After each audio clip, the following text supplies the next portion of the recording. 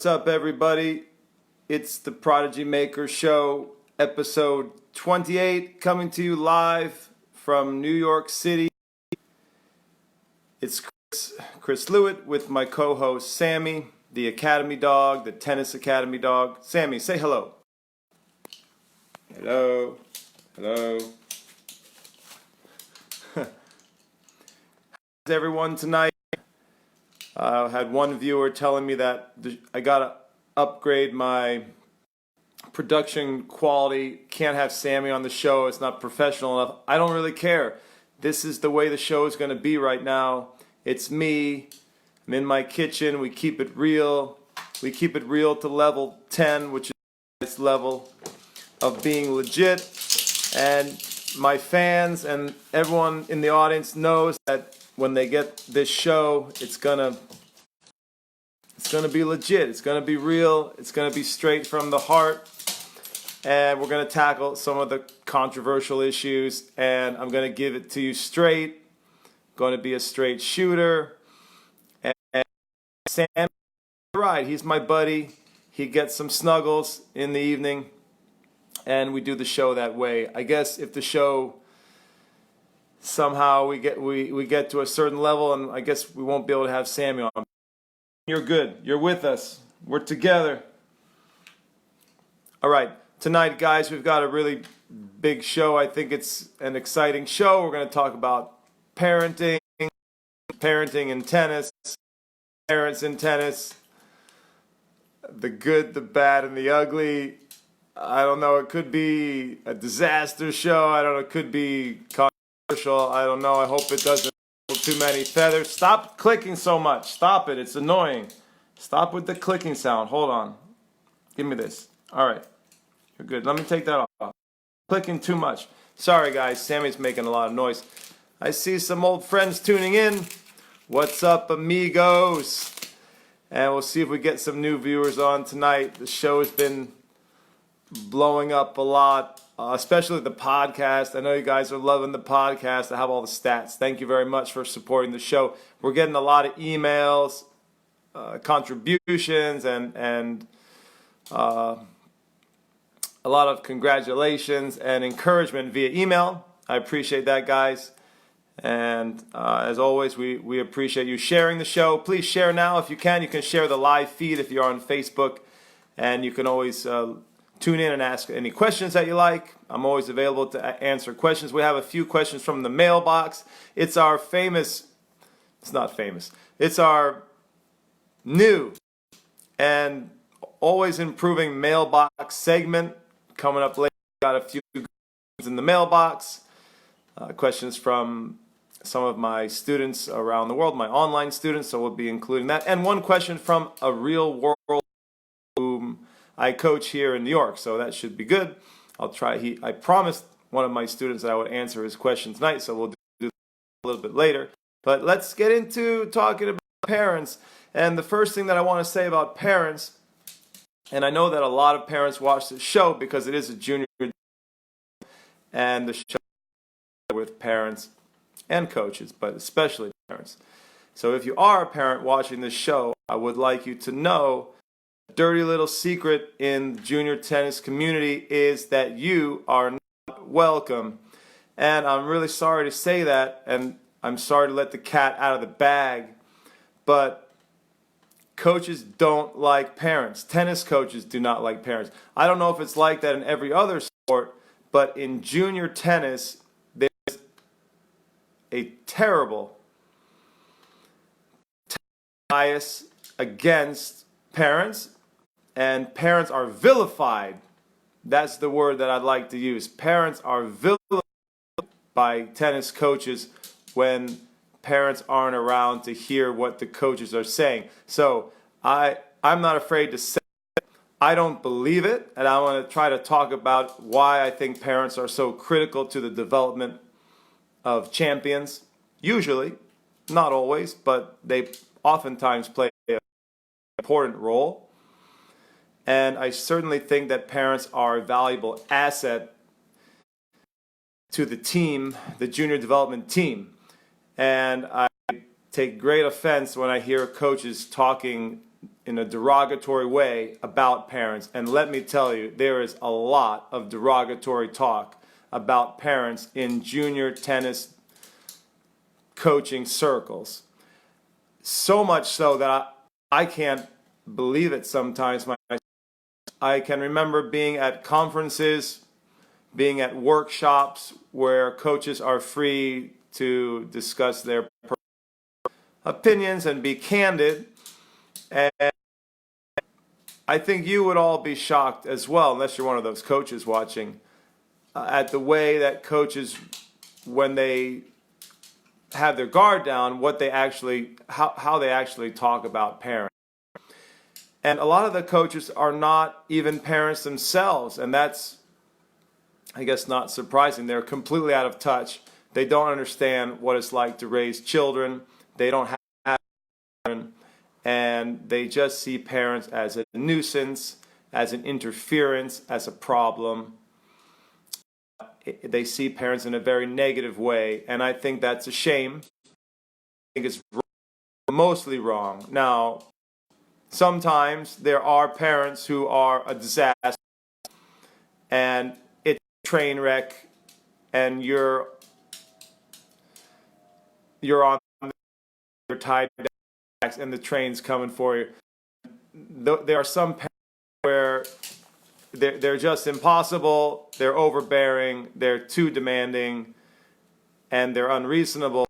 And if you're parents, if you're way off the bell curve somewhere and you're very, very problematic, that's a different story. But what I'm talking about are the majority of parents who know their child best and want for their child. They're very passionate about their child's development, and they're big supporters of their children. And those parents need to be brought onto the team, and they need to be brought into the process and not shunned, and certainly not vilified, and not made to be a pariah, a persona non grata. And parents are so often labeled as such by tennis coaches, oftentimes who don't even have kids, don't have a family, have no clue what it's like to raise children, what it's like throughout the lifespan, raising a child through the lifespan of development. Maybe don't even understand childhood development. And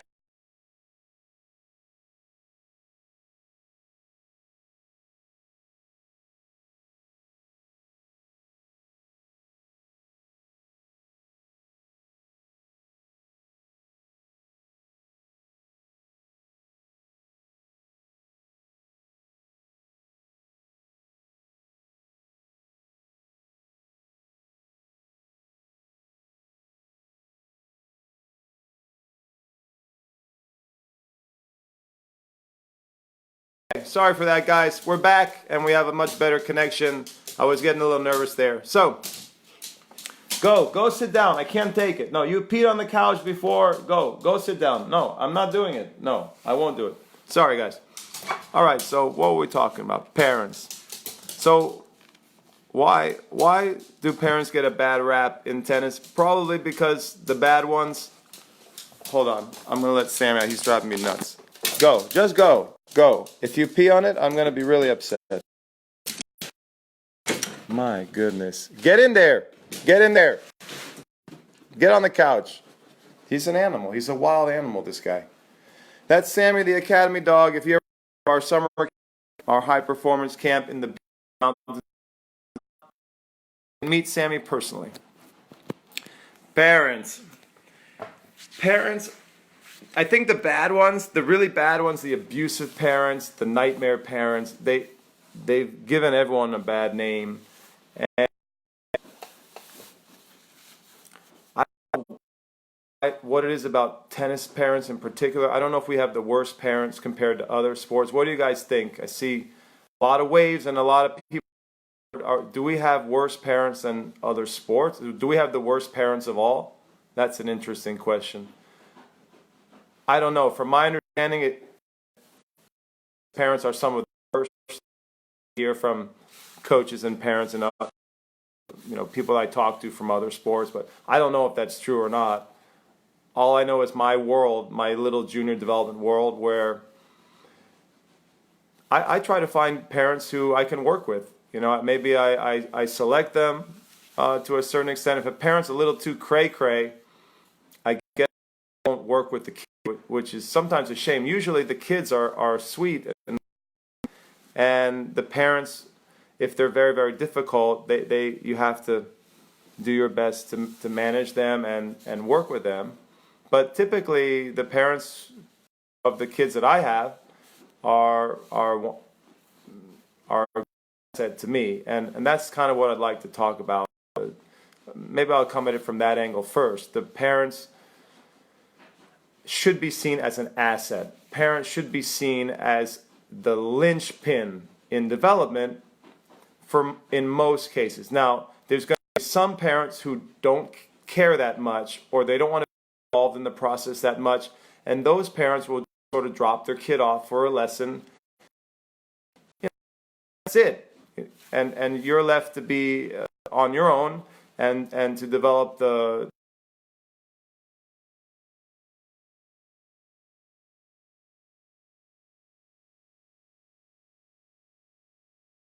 I find that the kids who are on most successful, typically they have a parent driving them in the background. They have a very strong, demanding parent. I work with many families who have probably what you would call them tiger parents. I don't know if you read that book by I believe it's Amy Shua, talking to parents, demanding parents who who push kids very hard. I find that a lot of the tennis parents in the business are like that. In my sort of niche, where I high performance kids who are trying to make nationals and play top college, or they want to play professional.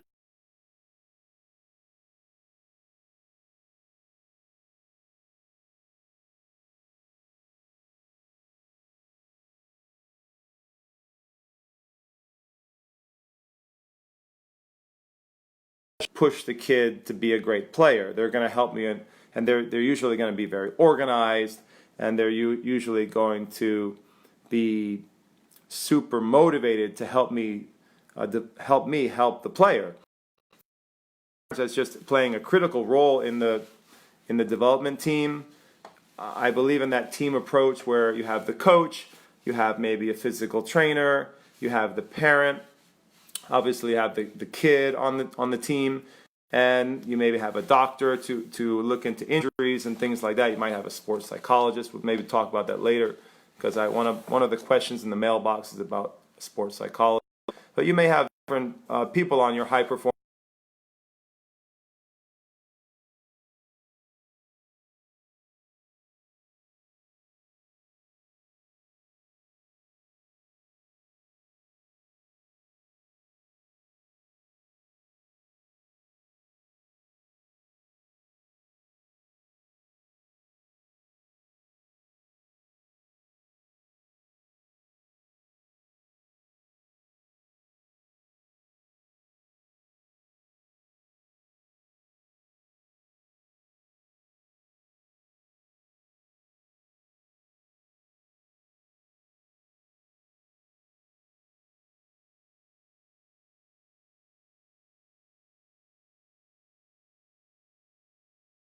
Away from the kid, or possibly the parent in terms of child welfare.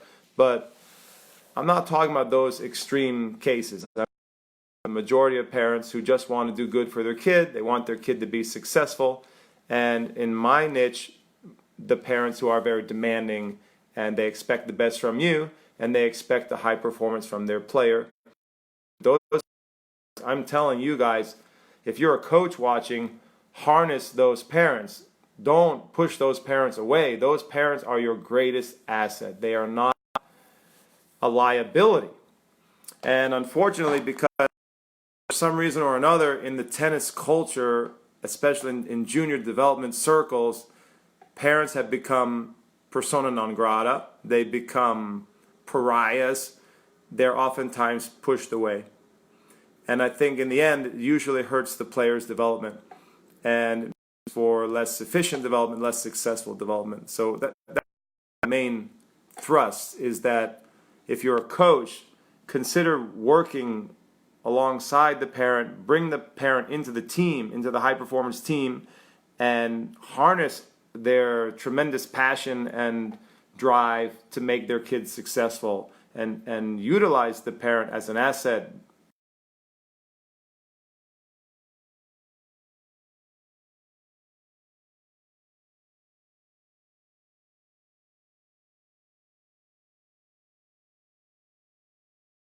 Open to that. It's funny, I have a story. I was at a high performance. I wanted to relay this story to you guys, and we were.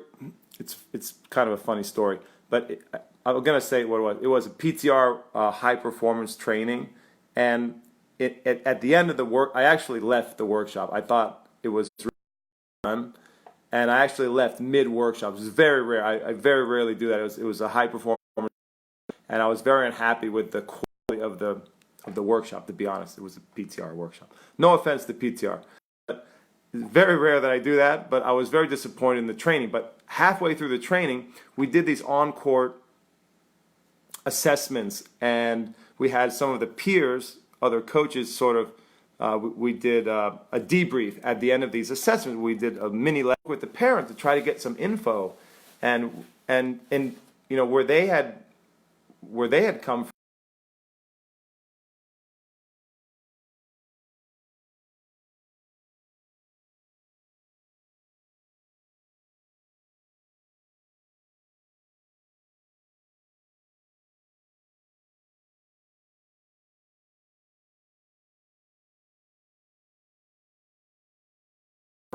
Where I always try to engage the parents, and I'm always including parents in what we're working on. So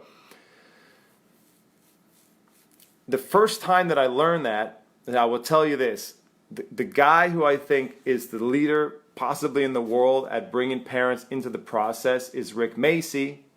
And I spent a week down in Florida with him when I was a young coach. This is many years ago, actually. And it was a very influential week for me. I learned a lot about his approach to training kids, and he let me right on the court. It was amazing. He was very gracious to me, and I spent a full week with him just watching all his lessons, and maybe more importantly, watching the way he interacted with parents. So for the first time, I saw a coach who actually let parents onto the court. That he let parents sit close by. He spoke with parents during water breaks. Rick Macy asked the parents, you know, what they'd been working on with the kid, how they saw the development process for their child. He would constantly embrace parents and bring them into the process. And I just thought it was so unique and cool at the time, because as a young coach, I had always been taught by my mentor, Gilad Bloom, who I have great respect for, who is one of the top coaches here in the Northeast. Is a great technical coach, and as you guys know, you guys who've been following the show for a long time, Gilad had a tremendous influence on my coaching career and the trajectory of my coaching career. And when I studied with Gilad, it was basically get the parents out, keep the parents away. They undermine the coaching process. Parents are the problem. They're not the solution. And when I went down to Rick's Academy and spent time with him, for the first time I saw a coach who didn't believe that. I saw a coach who felt that parents were the solution, that parents were an asset, that parents offered a lot of valuable information to the coach, that you wanted to mine that information. You wanted to utilize the parents for their knowledge. And it was the first time it really got me thinking. And when I came back to New York and started, you know, building my own academy and my own private lesson business, I really started to model my approach in the same way that Rick did in terms of dealing with parents. And I think that's very unique. I think the way Rick does it is very unique. I remember going there and seeing parents on the court picking up balls. I've never seen that before. Gilad, I don't think he ever allowed something like that. Or you know, I know many coaches who don't allow parents to pick up balls, which I think is crazy. You know, I have many online debates about that where coaches say, oh, you know, the kids need to build their own responsibility, or we don't want the parents interfering. Or now I can go into, I think a lot of coaches have that philosophy where they want to keep the parents away, even for simple things like that, where you could save time and have a much better, more efficient lesson if the parents are picking up. That's what I do. Most of my parents will pick up, so we don't waste any time. And it seems like common sense to me, but for many coaches out there, they really don't. They really object to that. They object to having the parents around. Many coaches don't really know how to talk to parents. They spent so many years sort of with blinders on, with hands over their ears, nana boo, like, you know, nana, I don't want to hear what the parent says. Keep the parent away. Parents are crazy. Parents are a problem. Parents are going to interfere with my work. You know, so many coaches think that way, that they've lost the ability to communicate, and they don't know how to mine the parent for valuable information. So one of the things that drives me crazy with coaches at conferences, at workshops, I hear a lot of coaches say, and this you've probably heard this, that, you know, parents aren't the professionals. We are the professionals. We are the experts, and so therefore parents should get the hell out of there. You know, they shouldn't be involved because we're the coaches, and we are like the doctor, and no one would have the gall to go into the doctor's office and tell the doctor, you know, how to diagnose this, or what surgery, how to do this surgery, or you know, what medication to prescribe. And so I love it when tennis coaches, who oftentimes have a weekend certification and no college degree, start getting on their high horse and condescending to parents who have maybe a PhD or an MBA or a JD or some advanced degree, or they've been extremely successful in life, in business, or whatever their career is. I love how a tennis coach who's got a weekend certification, sometimes that's all they got, and they're going to start talking smack and talking down to very well-educated, successful, and very intelligent parents who are just, you know, passionate and trying to help their kid. That one's that's hilarious. And I don't know if parents have experienced that, but I've seen the sort of the underbelly of it, the dark side of it, coming from a coach's perspective at coaching events, where coaches are a little more candid with each other, and they're sharing their they're sharing their thoughts and feelings more in earnest.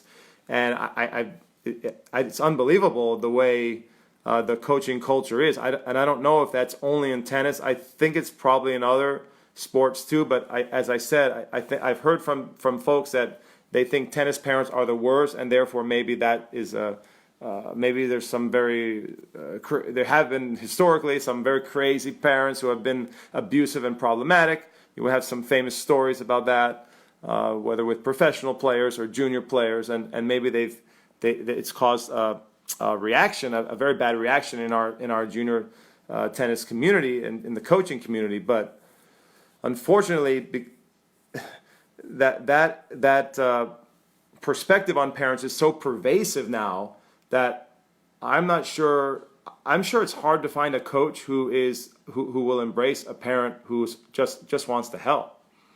And I think that's a shame. I think coaches should really reevaluate their philosophy, their position on this issue, and they should try to bring parents more into the process.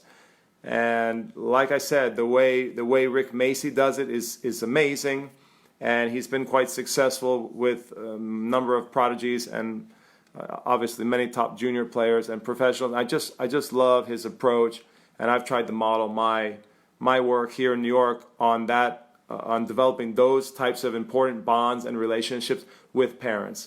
And so I feel that the way that Rick does it is unique and should be a model for others, with some caveats. You have to be careful about the parents who are abusive, whether emotionally or physically abusive. Obviously, you have to look out for the welfare of a child, and you have to be able to have some guidelines for yourself, some limits of how crazy you're willing to work with. You know, I think that I've worked with a lot of crazy parents, a lot of very, very difficult parents. Here in New York, I think the parents are incredibly tough. And like they say, if you can make it here in New York, you can make it anywhere. I think I can fairly say that I've dealt with the most difficult and demanding parents anywhere on the planet. I think I can say that confidently here in New York City. And it hasn't been a big issue for me. Have there been a few families over the years where I said, you know, a few players where I said, you know, I can't work with you. I've told some parents, you know, it's not going to work out. I've demurred and not worked with a few kids because of their parents, probably. But by and large, I work with almost all of the parents, whether they're the really easygoing ones or the incredibly demanding tiger parents. And I've had successful relationships with all of them. And I just think it's a matter of developing your communication skills as a coach and having an open mind and embracing these people who are oftentimes the most passionate, expert people who know their child better than anyone. So we have I think we have a question on the first question of the night from my online buddy, Kiran Kumar. What's up, buddy? How are you? Thanks for joining in to the program. Kiran says, I have to step out, but I will come back and watch the recording. Thanks. He says, good show. All right, thank you, Kiran. I'm just going to keep rapping then if you don't have a question. Mi amigo. I see a lot of old friends on the program. Guys, thanks for tuning in. It's a big show on parenting. If you have any questions about parenting, if you'd like to join in the discussion, of course, you're welcome to. I know many of you like to just listen to me rap. I had one viewer tell me that you've got to be a hardcore fan to like my show because the video is just my face and the show is long, like an hour. Sometimes we go an hour and a half. And I thought to myself, we have a hardcore audience. Thank you, guys. Thank you for being a hardcore audience. Thank you for supporting this unique broadcast. And we're just going to keep it real and legit. I don't know where the show is going to go, but, you know, I'm going to keep doing it, keep sharing my opinions and my perspective on junior tennis. And I know that there's not a lot of good information out there. There's very few podcasts, and I don't think there is a good junior development podcast right now from a really good coach who's giving you the inside information from the trenches. You know, that's kind of what we're doing here. And I don't know anyone else who's doing that. So, yeah, you guys are my hardcore audience. Thank you so much for supporting the program, and thank you for all the waves, and thank you for watching. Thank you for sharing with your friends and your amigos. So, should we talk a little more about parents? Should we talk about character building, what parents can do to build character in their kids? I've been studying a lot with Tony Nadal. I'm going through his online course for the second time, and guys, I am unbelievably blown away by this course, these courses, multiple courses. I have 3 of his courses right now.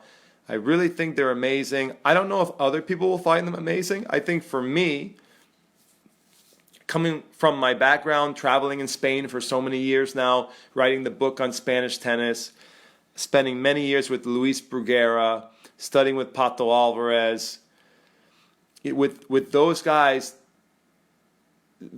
the Tony Nadal course is opening up my mind, it's blowing my mind away because of the interconnections that I'm seeing between the philosophy of Tony Nadal and Luis Bruguera, for example, the comparison and contrast between Pato Alvarez's method and Tony Nadal, and just seeing the way that Tony, who's from a slightly different era than Luis Bruguera, he's a little younger than Luis. He's a little younger than Pato. Luis Bruguera's a little younger than Pato. And sort of, for me, this course is transformational. And maybe because of my background in Spain, but I'm getting so much out of this training with Tony. I'm getting the certification with the Tony Nadal method right now. And I think for most people, they just watch some videos of Tony coaching. They're like, yeah, Tony Nadal, that's his thing. He's doing this, he's doing that. And they don't really take it that seriously. I am studying this course like I'm back at Cornell. I'm studying these courses like I'm at Harvard or Columbia. I studied at Harvard and Columbia. I went to Cornell.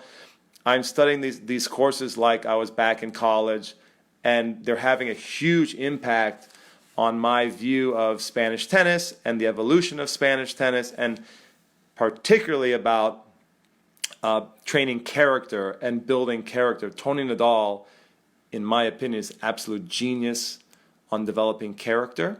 He has a course called the Mentor Course, which is for parents. He actually designed it for parents.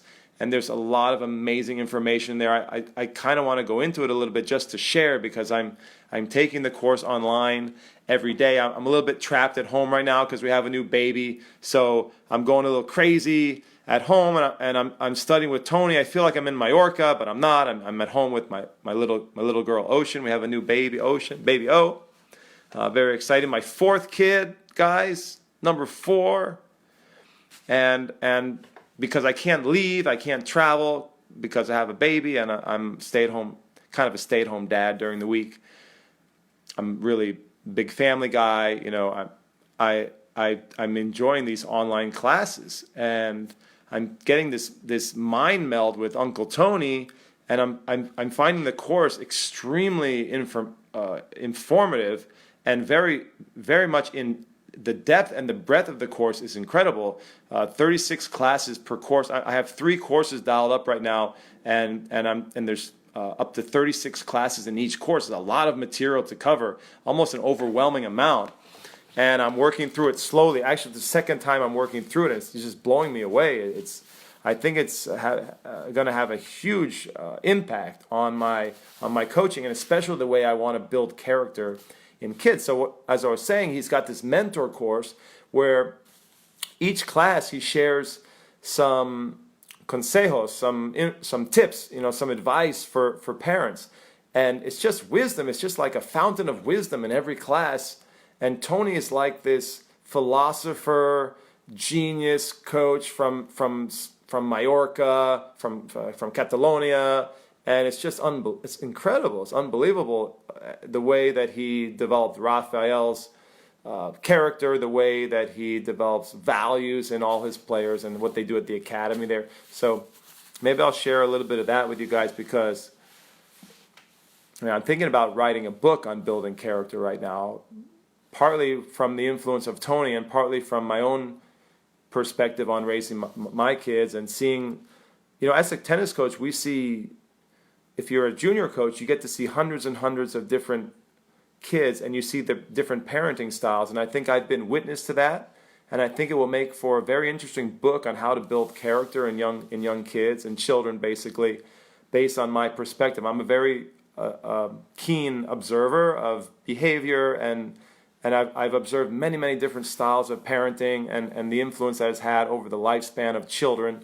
And I think that gives me a unique perspective, especially working with children from the ages of 5 or 6 to 14 up to 18. I've been able to observe children and different parenting styles throughout that entire journey, from young childhood when a kid's in preschool or elementary school, all the way through high school and into college. So I think that's relatively unique, because many teachers or coaches focus on only one type of player in one age division. And I'm able to work with that whole arc of development. It's given me a unique perspective. I also worked with many different types of parenting styles. Like I mentioned, you have you have some laid back parents who sort of let you do your own thing, and then you have the tiger parents who are on it, and they're pushing real hard, and I've just seen a lot of different styles. And sometimes if you got the wrong parenting style for the wrong kid, it's a disaster. It can really be a problem. And so you got to know how the parenting style matches up for the individual, the way the kid learns and the way the kid's wired. And that's what I want to write about. That's what I'd kind of like to talk about a little bit in terms of especially in terms of building character. Maybe we can get to that. I see some questions on the board, guys, so let me Let me see if I can get to these questions. It's a busy night here. Thank you for your comments and thank you for tuning in. Charles Sy says, yikes, do those coaches also despise their students too? Okay, let's get to that one. So, no, those coaches are usually, they have big egos and they're narrow-minded and they love the students typically. I don't think they're hateful of the students at all. They hate the parents. A lot of times it starts in, I don't know if it comes from their mentors, because I know a lot of old school coaches are anti-parent, but I think also many of the training workshops and the certification courses, they also can lean anti-parent. So Charles, thank you for the comment and the question. Charles is one of a parent that, Charles, you've worked with me here in Vermont. You come to the camp. I think Charles is from Texas, and I think that most of those coaches care a lot about their students. They just have a bias and really I don't want to say a hatred of parents, but a very negative, cynical, very critical. I don't want to say cynical, maybe cynical view of a negative view of parents, where they're taught. I think a lot of coaches are trained that way in some of the certification classes. They're taught to be on the lookout for parents. There's a major push in coaching, in junior coaching. I've been to many workshops. So on the coaching side, for you parents that are listening in, here's the down low. There's a movement in junior coaching where we're supposed to educate you guys, quote unquote. So that's in a lot of the certification classes, Charles. And I see Vanessa's also tuning in with a question. Vanessa, I'll get to your question in a minute. So there's this idea that we are smarter than you, the parent, us, the coaches. Some of us who've never even had children. I got 4 kids, so I'm a parent and a coach, which I think gives me a good perspective. But many coaches do not even have children. They might not have girls or they might not have boys. So that's another thing too, of whether you're coaching or raising or parenting a girl or a boy. There's a big difference a lot of times in the way you want to approach the individual. The gender can have can affect the way you want to parent sometimes. And of course other things like the learning style and the way the personality of the kid. So, but there's a whole movement and a push towards educating the parents, where the parents are stupid. The implication is, the inference is, or even the direct message to coaches is that parents are stupid, parents are naive, parents are meddling. That's a good word for it. Parents are meddling. They meddle, they interfere, they undermine the coach's work. And so I think many times young coaches who are learning and coming up through coaching development courses are trained to have this negative outlook on parents. They're taught to see parents as a problem coming their way, and the parent as someone who they need to manage. And coaches do need to manage. They need to manage the relationship with parents, but manage in the sense that they have to educate the stupid parent, the parent who doesn't know anything about tennis but thinks they do, and it's going to get all up in your business as a coach. And you're the professional, quote unquote. You're the expert, and the parents are not, and that they should just accept what you say as, coming straight from the the 10 Commandments there. Whatever you say is basically the biblical pronouncement. And it's just not true. What I said, I wrote a short essay about this recently, and I posted it online, and I said that many times parents are more insight. I've had parents give me more insight into players and player development than maybe I've ever learned at coaching courses. And many times parents who are from another discipline, who are very successful and very well educated, they have a very unique perspective on A, their kid. They know their kid better than you, but B, just coaching in general. So coaches are oftentimes trapped. They're inframed, as the philosopher Heidegger used to say. You could get inframed in your worldview, and coaches are inframed in their little tennis bubble, where they think they always know everything and they're the expert, quote unquote, and the parent couldn't possibly know more, have the insight, because they're outside of our bubble. And what I found is actually the opposite. Yes, there are some parents who are, let's say, stupid. Some parents don't know what they're talking about. But more often than not, I maybe because, again, where I work in the New York City area here with many successful, high performance people, high performance families, parents who are very, very successful in life and in their careers.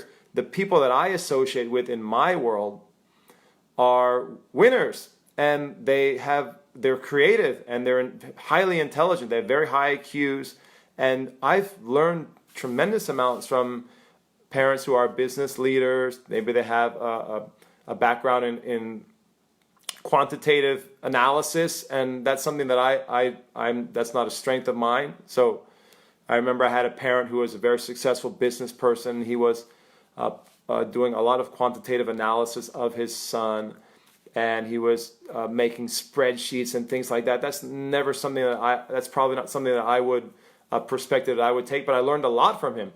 And I've had many parents who are doctors or scientists, medical professionals, who gave me a lot of insight into injuries and injury prevention, and training modalities for their kid, and things like that. Parents who are lawyers or just, they might be creative thinkers in their individual fields, whatever fields they are. They often they're looking at tennis and junior development from a very different perspective, through a different lens than we are, because we're sort of inframed in the coaching world.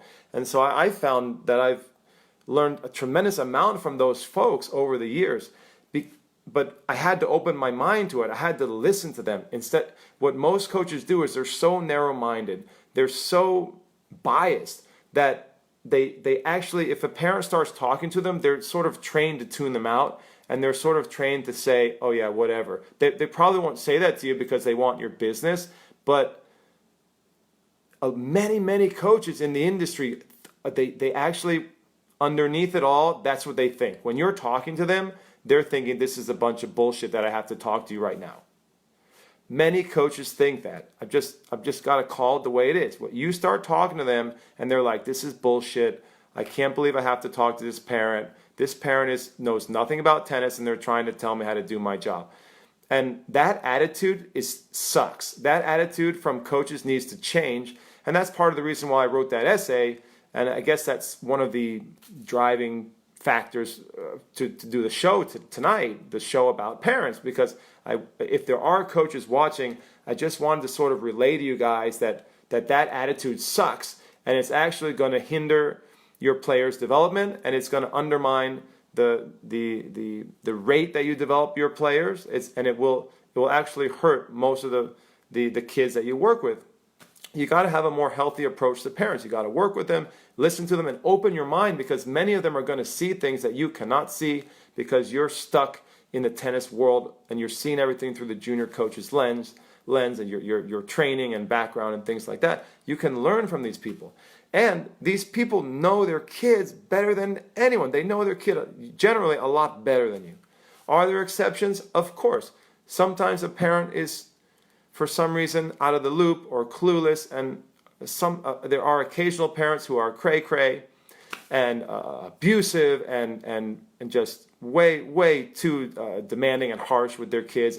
But in my experience, those are the minority, and most parents you can work with, most parents you can learn from, most parents have an incredible wealth of knowledge about their kids, and most coaches couldn't care less. They cover their ears, they close their eyes, they stick their head in the sand and say, no, I'm the pro, I have my weekend certification course, let me do my job and stay out of the way.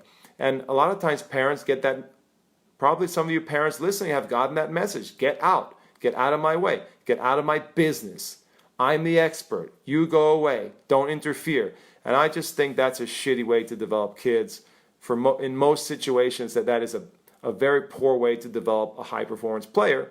And the way that I've always done it since I don't know, 10, 15 years now, since I spent a week with Rick Macy, and I've, of course, studied with Rick more in past years, but it was going back all the way to that first week that I spent with Rick many years ago when I was a very young coach, and that transformed the way that I began to think about how I should work with parents, and it taught me to be more open-minded and not to just shut parents down.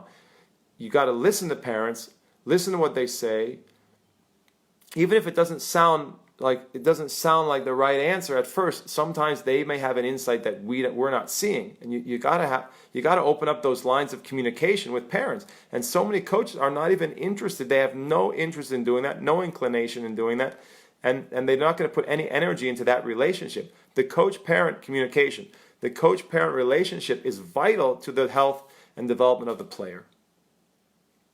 All right, we had a number of comments on the board. I'll try to get to them now. I don't know if I'm going to get to talking about character. Guys, I'm so pumped up to talk about Tony Nadal and his insights into character building and how parents can build character better. I was sort of going to touch on what are some of the best practices for parents, but then I was thinking about it, and it's a bunch of generic garbage. You read these articles on how parents should act, how parents should behave, what are the best practices for parents regarding their student. It's completely individual to the player. Every player is different. With some players, the parent may be best to just play a supporting role and be positive. And with some players, it may be much better to have a really tough parent who's demanding, who's getting in there, who's motivating the kid, pushing the kid hard. In many instances, that is better. It's better to have the parent allied with you as the coach doing that than to shut the parent out. So it's just impossible to make generic recommendations to you guys if you're a parent who's watching or listening. I don't know if that's where I want the show to go. I'm happy to answer individual questions, and because every answer is based on the individual, what is right for the kid. Because every kid is different gender, different personality, different learning style. And that is what you have to assess, whether you're a parent or a coach on the team. You have to assess both of those things and work together to craft the best approach for that individual player. Player-centered coaching, player-centered parenting, right? Both of those together. All right, let's see what we got here. A lot of comments. Let's see. Carolina Pristoka. Sorry if I mispronounced that. She says, congratulations, Chris. This is Steve. Oh, this is Steve Pristoka. Steve, I guess you're on your wife's account. No problem. I don't have Facebook, so I'm using my wife's account. There you go. This is not a parent question, but here it goes. How do you start teaching footwork to young children? Do you just do drills and hope they'll pick up good footwork as they grow? What's your approach philosophy? Thank you, amigo. You came to the right place for footwork training. I love that. I do a lot of that. You need to train footwork in young children. I'm assuming you're talking about children under 10. Young children for me is probably between the age of 5 and 10. And I have a whole method for that. It's very simple. We actually did an online course about it, so I don't mean to just promote my course, but the course is dirt cheap. It's like $39, and it goes through my entire method. It's called Flow, #Flow. So if you really want to know the step-by-step method that I use over and above what I can tell you on the show here, I would recommend that course, #Flow. You can get it at clta.teachable.com, which is our online school, clta.teachable.com. That's a very popular course, by the way, and I have many parents using that course to train their kids. I have many coaches using that course to introduce footwork to their players systematically. So basically, you have some fundamental elements like bouncy feet. I call it the big five. You have bouncy feet, split step, see if I can get them all. Side shuffle. So those are the first three that I work on. You have to train it in kids. Most kids do not have natural footwork. Bouncy feet, good split step, a good technical split step. You have to teach the split step correctly. And then a good technical side shuffle on the recovery. Those are the first three that I usually introduce to young children. And we train those religiously. We train those over and over again to get the muscle memory right. The technique of footwork for most kids, they need to be brainwashed and they need to be taught very repetitively in order to master footwork at a young age. When you see a kid at 7 or 8 who has world-class footwork, it's almost never an accident. Occasionally you get this really talented kid who is just fluid and agile and can do it all, and you don't have to teach him that much. But for most kids, you have to train it into the lower body, you have to train it into the feet very systematically when the kid is young. And then by the time they're 7, 8, or 9, they have it for life, and they never have to worry about good footwork technique ever again. Unfortunately, most kids do not get that footwork training when they're young because most clubs don't train footwork. Most club methods, systems are a joke when it comes to footwork. Most clubs, at least in the US, are teaching the hands. They don't teach the feet. They focus on the hands. The main reason why is because to teach footwork to kids is you have to be very demanding. You have to be very precise. And you're going to lose some business. The kids are not going to like it, you know. I think sounding a little bit like Robert Lansdorf. I've been watching some videos of Robert Lansdorf. You know, the kids aren't going to like that. So you're going to have to push hard. And to work footwork is tiring and it's kind of annoying for young kids. So most clubs have given up on that. You know, they just say, hey, move your feet, whatever. Ready position, move your feet. Ready position, by the way, is a joke. I'm writing an article about that. The ready position where you just plant your feet in the ground. That's not ready position. You should teach kids to balance in an energetic ready feet.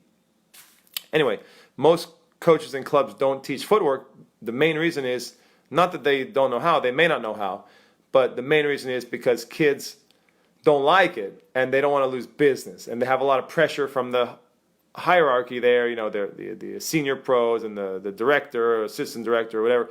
The kids are going to complain if one of the coaches is teaching footwork. They're not going to like that. They're going to want to go play fruit salad and around the world or whatever other crappy games they're playing over there that are fun, quote unquote quote fun, but aren't really fundamental. Anyway, so the fourth and fifth one are I teach a rapid adjustment step, so adjustment steps, and the fifth one is the crossover recovery step. So there you go. Those are the big 5. I cover those in detail in my course. And there's a few other important movements that you want to teach the young kids. Defensive flow, forward transition. There's a few footwork elements there. I break it down really simply. And I try not to make footwork too complicated. So I have a very efficient and simple method with skills that kids need to learn at a young age, and you got to hit them hard with that and be very demanding and precise with the technique. You have to know what to look for when you're working on the footwork with young kids, because in my experience, a lot of coaches might say, oh, split step, or crossover recovery, but they're doing it really poorly, and so the kids are developing bad habits. The whole goal is to get a kid by 10, more or less, with perfect, beautiful, flowing footwork, moving like Federer, and then it's baked in, it's done, you never have to work on it again, and it's just there for life. And then the player, it's beautiful for the player because they're moving efficiently, their decision making is better, because when you have better footwork and movement, you're not as rushed, you make better decisions, and they're able to get to more balls and be more consistent, and they're able to focus on their swing, perfecting their swing and perfecting shot selection. They don't have to worry about their movement, which is such a blessing for a kid as they get older. Because when you have a kid who's 10 or 12 or 14, God forbid, or a teenager, 15, a high school teenager, 15, 16, who hasn't been taught to move, now when those kids come to me, it's a disaster. And you have to remediate and do remedial work with those kids and teach them things that they should have learned when they were like 7 or 8 or 9. and you have to work on it for them when they're older. In my experience, most casual players, most competitive high school players, any kid who hasn't had serious high performance training usually has very poor footwork mechanics, and it all goes back to the red, orange, green. It all goes back to the U10 training where there wasn't a coach who put his or her foot down and said, no, you're going to do this, you're going to do these steps like this, and you're going to be disciplined. You're not going to be lazy, et cetera, et cetera. It takes a coach like that. You know, you can make it fun, but it has to be intense, and the kids have to be engaged, and they have to be disciplined, and they have to suffer a little. Let's be honest. To learn footwork at a young age, you have to have a kid who's willing to suffer a little bit. If the kid's not willing to suffer, they're never going to move their feet well. So, you know, you hit on a good topic. Thank you so much, Steve. I hope that helped. There are specific drills that you should do, and most kids do not develop footwork intuitively. If, on the flip side, if you do happen to have one of those gifted kids, I always say this to coaches who come and train with me or to parents, if you have a kid who's got all the moves and they're fluid, they're beautiful, don't train footwork with them. It's a big waste of time. So what a huge waste to do like the Bailey method with a kid who's already got all the fluid movements. You know, you could spend years just wasting time learning footwork skills that you don't need to learn. So that's the flip side.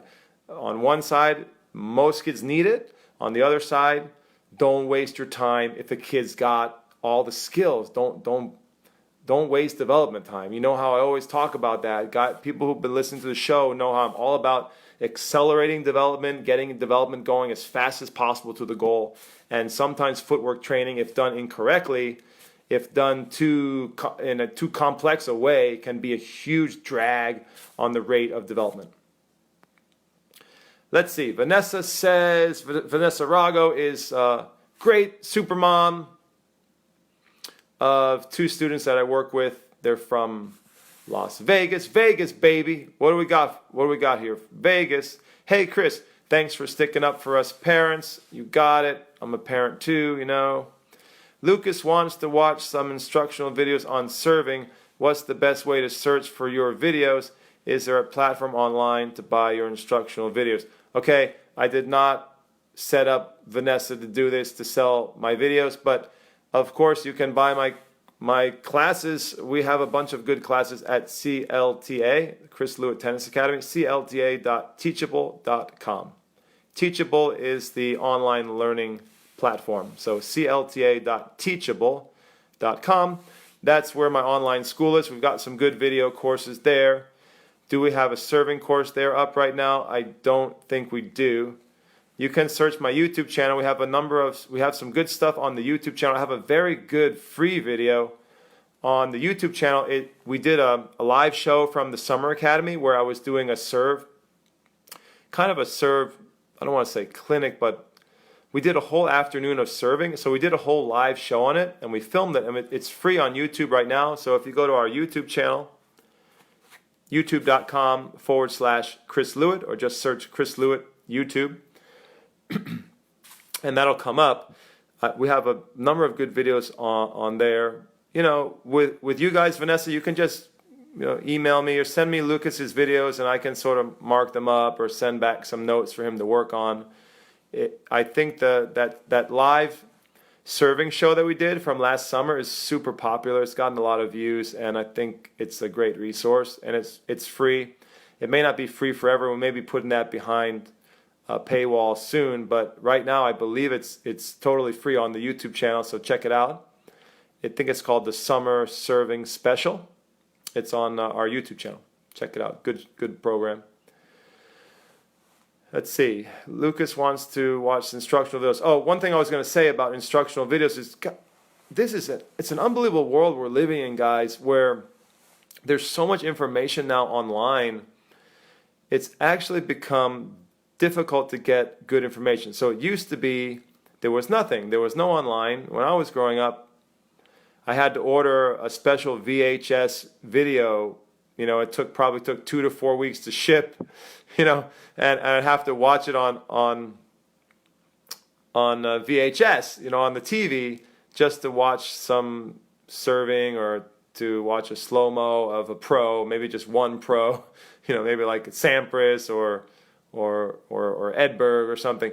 And now in the span of, gosh, 20 years, or maybe a little more, we have a deluge, a tidal wave, a flood of information now. So much information and so much free stuff on YouTube that it's very hard to discern what is good and what is not. And so what I find now is it's like coming full circle back to where parents and players are not sure what to do, because yes, there's a lot of great stuff, but how do you separate the wheat from the chaff? And I find as an expert coach, and as someone who's been studying tennis for decades now, that I'm able to do it. It's fascinating for me to. I digest a lot of content online. I'm fascinated by the whole online coaching industry and the videos, and so I watch a lot of this content. And I'm always I listen to a lot of podcasts, and I watch a lot of content on YouTube, and I'm always challenging myself to say, okay, does this person actually know what they're talking about? Is this a good video, or is this very misleading, or is this going to be impossible for the viewer to follow, or is this credible or not? And sometimes I'm always able to figure it out. It's a little game that I play, but I can't imagine the average folks just, who are maybe not from the tennis world, or they haven't had a lot of high performance training or biomechanics training or what have you. I can't imagine trying to sift through all these videos that are now popping up and that are available. Who do you trust? Whom do you trust? One of the reasons why I do this show is that I think you can trust someone like me, because I'm actually doing it every day. I'm not an online figurehead. I'm not an online bobblehead who's just making content. I never use that word content. I hate that word. I'm not just creating content. I'm a coach. I'm a real world coach. I have real world results. I have a credible philosophy. I have a strong track record of developing top national ranked players. Hopefully we'll get some of those kids on the tour soon. Like to have some pro champions in the next 10 years. So I think that I'm someone you can trust as an online personality, and hopefully more and more people will listen to me and will be influenced by me. That's one of the reasons why I'm producing videos, and we do this podcast and this show is I'm trying to help people with the process of discernment, trying to sift through this complex information out there, and trying to keep people grounded so they don't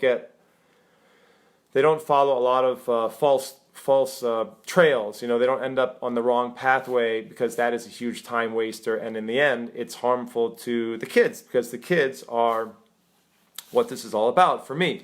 The kid has a dream. The coach is supposed to be the steward of the dream. The coach is supposed to guide and shepherd the child. And in the end, what happens is that there's a lot of bad information out there that parents are getting and that kids are getting, that it's going to hurt the kids. It's going to affect the kid from achieving his or her dream. And so that's sort of what, at the end of the day, that's what the essence of what I'm doing is. I'm just sort of trying to educate parents, coaches, and any players who are watching the show and watching my videos and taking my courses and things like that, so that fewer dreams are shattered. Is that noble enough? Obviously, I'm running a business. I'm trying to promote my coaching. I have people coming from all over now to train with me here in New York and in Vermont at our camp and things. So I'm running a business, but also the noble effort is to try to help children, because I love kids. I've dedicated my life to training and developing children. That's one of the reasons why I love this influence of Tony Nadal. Tony Nadal's method for developing character, I think, can make a better world. If that doesn't sound too corny or too Pollyannish or naive, I really think that the way Tony the way he's talking about developing athletes can be applicable to children writ large, and to just in general creating better citizens of the world. And so I'm really excited to master his system, to master his method, and then I want to deliver it. I want to deliver it to you guys. I want to deliver it to my students. I want to deliver it to coaches. I want to make it better. Maybe stand on Tony's shoulders and make his method even better. Talking about how to develop character, and in the end, what you get is you're going to get better players, obviously, and that's one of the things Tony talks about. He talks about how character can help you become a better player. It's not just about being a good person.